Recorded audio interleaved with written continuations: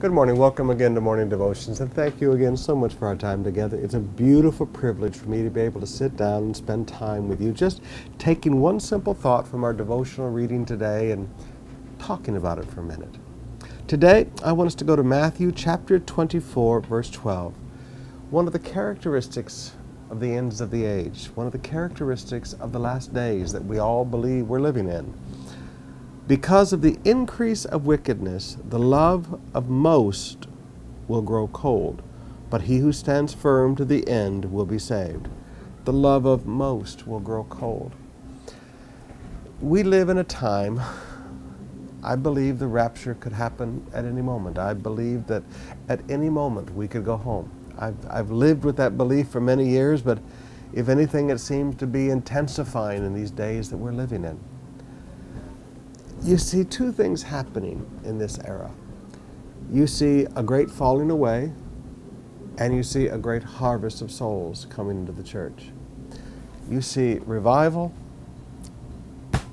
and you see apostasy. And it's a very painful thing to see. Jesus said, because of the increase of wickedness, the love of most will grow cold. The increase of wickedness in the environment that a person lives in does have an effect upon their love for God. Let me say that one more time. The increase in the sin around a person does affect the love that a person has for God. It doesn't affect what they believe. They believe in God, but the demons believe and tremble. They believe in God, but they believe in Jesus, but so does Satan. It doesn't affect what they believe. It affects their relationship. Let me say that again. It doesn't affect what they believe. It affects their relationship. People begin to be cultural Christians. Now I want to challenge you today.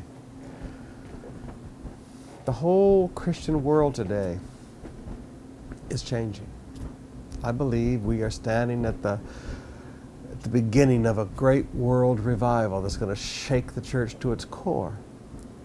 But at the same time, I understand, with all the sin that's all around us in the world today, and Christians living openly in sin, it's like Christianity has become amoral, that there are no more rights and wrong, there are no more rules, there are no more nothings. Just if you believe right, but believing in Jesus doesn't get you to heaven. Salvation gets you to heaven. Relationship with Jesus gets you to heaven. I want you to understand that being in an environment of sin doesn't change what you believe. It changes your love relationship with Christ. The love of most will grow cold. Not the love of many. The love of most will grow cold.